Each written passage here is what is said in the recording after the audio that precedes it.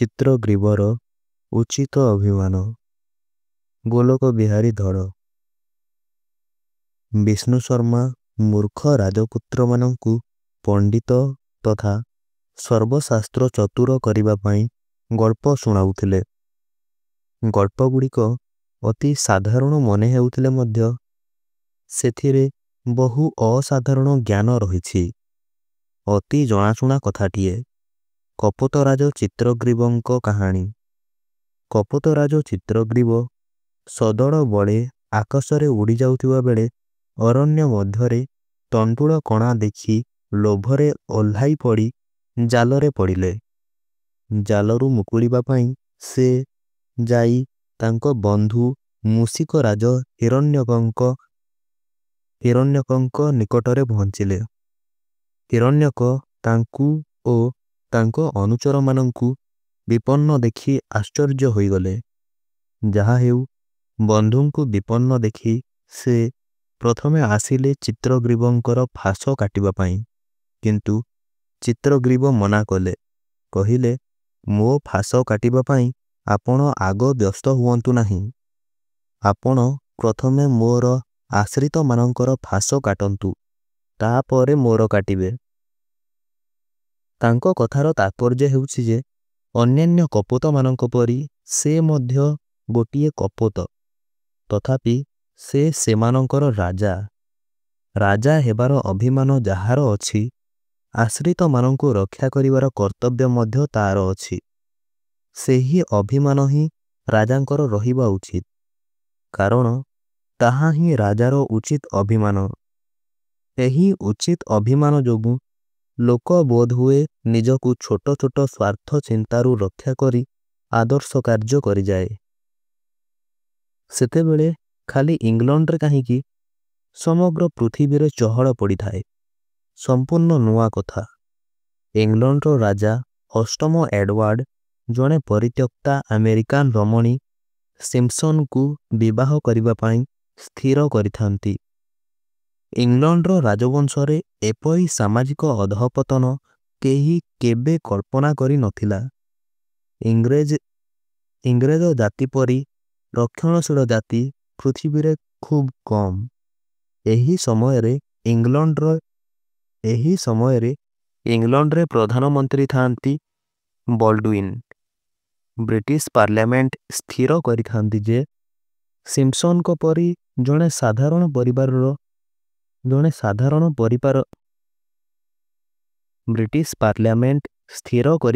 ଯେ ସିମ୍ପସନଙ୍କ ପରି ଜଣେ ସାଧାରଣ ପରିବାରର ପରିତ୍ୟକ୍ତା ନାରୀଙ୍କୁ ଇଂଲଣ୍ଡର ରାଜା କେବେ ହେଲେ ବିବାହ କରିପାରିବେ ନାହିଁ।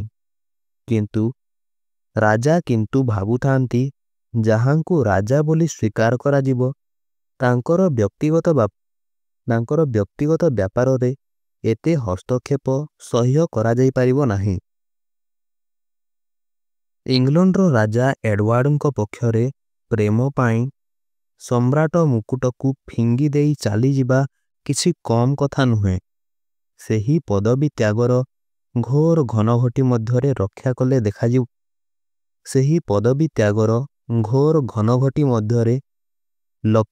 ଦେଖାଯିବ ଯେ ରାଜପୁତ୍ରର ଉଚିତ ଅଭିମାନ ତାଙ୍କୁ ବହୁ କ୍ଷୁଦ୍ରତାରୁ ରକ୍ଷା କରିଛି। ସେ ଭାବିଥିଲେ ବିଦାୟୀ ରାଜା ତାଙ୍କ ବିଦାୟ ଭାଷଣରେ ଯାହା କହିଯିବେ ସମଗ୍ର ବିଶ୍ୱ ଜନତା ଉପରେ ନିଶ୍ଚୟ ତାହାର ପ୍ରଭାବ ପଡ଼ିବ। ସେ ଯେଉଁ ଧାରଣା ସୃଷ୍ଟି କରିଦେଇଯିବେ ତାହା ହୁଏତ ବହୁକାଳ ସ୍ଥାୟୀ ହୋଇ ରହିଯିବ। ତେଣୁ ବଲ୍ଡୁଇନ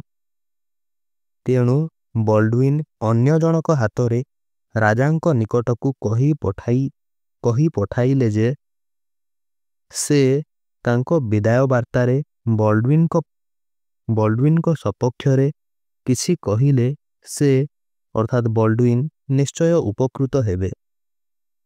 ରାଜା ଏ କଥା ଶୁଣି ଟିକିଏ ହସିଲେ।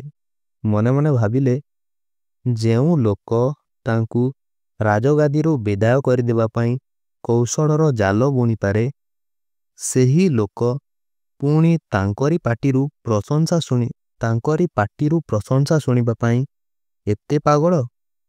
ସେ ପୁଣି ଭାବିଲେ ଯେ ସେ ତ ସାଧାରଣତଃ ରାଜନୀତିଜ୍ଞ ନେତା ନୁହନ୍ତି, ସେ ବରଂ ରାଜପୁତ୍ର।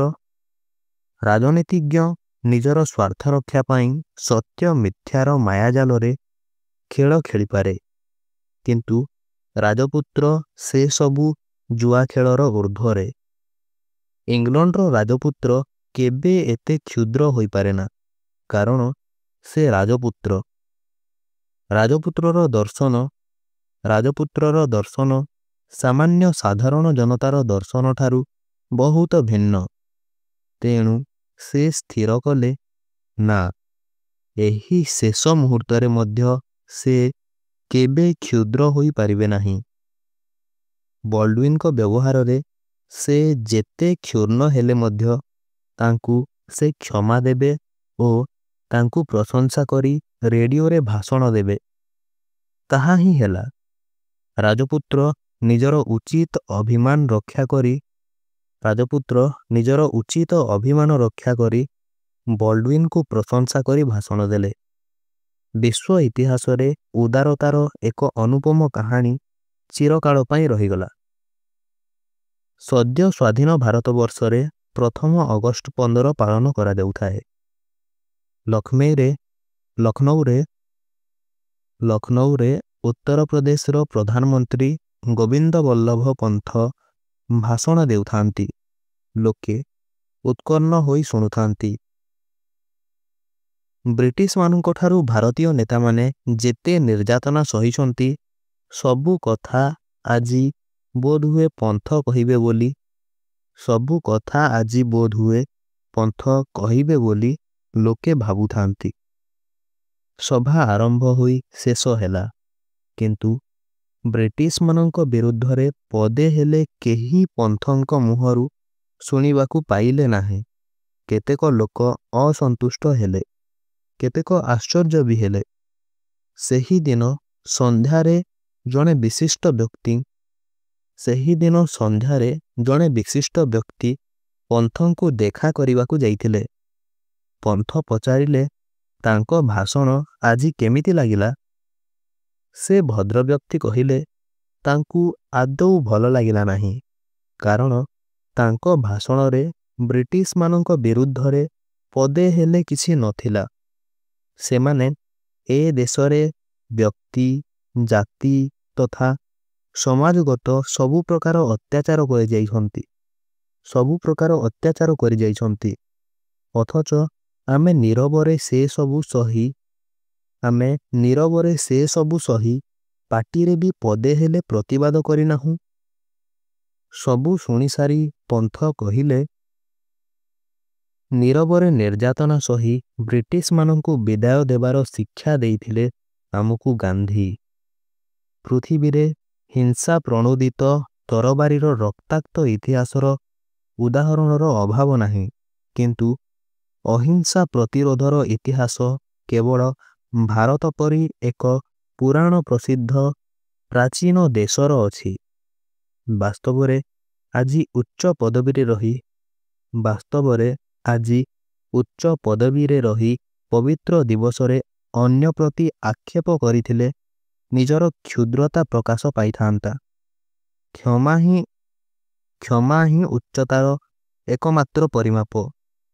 ମହାନତାର ଅର୍ଥ ହିଁ କ୍ଷୁଦ୍ର ପ୍ରତି ଉଦାରତା। ଉଦାରମନା ଗୋବିନ୍ଦ ବଲ୍ଲଭ ପନ୍ଥଙ୍କଠାରୁ ଏ କଥା ଶୁଣି ପ୍ରଶ୍ନକର୍ତ୍ତା ଭଦ୍ରବ୍ୟକ୍ତି ଆଉ କିଛି କହି ନ ପାରି କାନ୍ଦି ପକାଇଥିଲେ। ଆମ ପୁରାଣ ଇତ୍ୟାଦିରେ ଉଚିତ ଅଭିମାନର ଉଦାହରଣ କମ୍ ନାହିଁ। ସମ୍ମୁଖରେ ଯୁଦ୍ଧର ଘନଘଟା ଦେଖି ଅର୍ଜୁନ ବିଷଣ୍ଣ ହୋଇ ବସି ପଡ଼ିଥିଲେ, କିନ୍ତୁ ସୁଚତୁର ଶ୍ରୀକୃଷ୍ଣ ତାଙ୍କୁ କ୍ଷତ୍ରିୟର ଉଚିତ ଅଭିମାନ କଥା କହି ଜାଗ୍ରତ କରିଥିଲେ। ସେ କହିଥିଲେ, କ୍ଷତ୍ରିୟ ତାର ଅଭିମାନ ରକ୍ଷା କରେ ଯୁଦ୍ଧରେ। କାପୁରୁଷର ଜୀବନ କଳଙ୍କମୟ। କ୍ଷତ୍ରିୟର ଅଭିମାନ ରକ୍ଷା କରିବା ପାଇଁ ତୁମେ ଯୁଦ୍ଧ କର। ଅର୍ଜୁନ ତାହା ବୁଝିପାରି ଯୁଦ୍ଧ କଲେ। ଚିତ୍ରଗ୍ରୀବ ରାଜା, ଅଷ୍ଟମ ଏଡୱାର୍ଡ ରାଜା ଓ ରାଜପୁତ୍ର ପନ୍ଥ ରାଜପୁତ୍ର ମନ୍ତ୍ରୀ ଚିତ୍ରଗ୍ରୀବ ରାଜା, ଅଷ୍ଟମ ଏଡୱାର୍ଡ ରାଜା ଓ ରାଜପୁତ୍ର ପନ୍ଥ ରାଜପୁରୁଷ ମନ୍ତ୍ରୀ, କିନ୍ତୁ ସମସ୍ତଙ୍କର ଆଦର୍ଶ ଥିଲା ଏକ। ସମସ୍ତଙ୍କର ଥିଲା ଉଚିତ ଅଭିମାନ। ରିକ୍ତ ଅଭିମାନ ଅନାବଶ୍ୟକ, କିନ୍ତୁ ଉଚିତ ଅଭିମାନ ମନୁଷ୍ୟକୁ ଉଦାରତାର ଆଦର୍ଶରେ ଅନୁପ୍ରାଣିତ କରେ। ମନୁଷ୍ୟକୁ ବହୁ କ୍ଷୁଦ୍ରତାର ଊର୍ଦ୍ଧ୍ୱରେ ରଖି ମହାନତାର ମହତ୍ତ୍ୱ ପ୍ରଚାର କରେ। ମନୁଷ୍ୟ ଯଦି ନିଜ ପଦବୀର ଉଚିତ ଅଭିମାନ ରକ୍ଷା କରିପାରନ୍ତା, ତାହେଲେ ସହଜରେ ନିମ୍ନ ସ୍ତରକୁ ଖସି ପଡ଼ନ୍ତା ନାହିଁ କିମ୍ବା ଦୁନିଆ ପାଇଁ ଏତେ ଦୁଃଖ ସୃଷ୍ଟି କରନ୍ତା ନାହିଁ। ଦୁନିଆର ବହୁ ଦୁଃଖ, ଦୁର୍ନୀତି, ନିର୍ଯାତନାର ଅବସାନ ହୁଅନ୍ତା। ଏବେ ଦେଖିବା ପ୍ରାବନ୍ଧିକ ପରିଚୟ। ଗୋଲକ ବିହାରୀ ଧଳ। 1921-1974। ପ୍ରଫେସର ଗୋଲକ ବିହାରୀ ଧଳ ଜଣେ ବିଶିଷ୍ଟ ଭାଷାତତ୍ତ୍ୱବିତ୍, ପ୍ରାବନ୍ଧିକ, ଅନୁବାଦକ, ଜୀବନୀ ଓ ଭ୍ରମଣ କାହାଣୀ ଲେଖକ ଭାବରେ ସୁପରିଚିତ। ସେ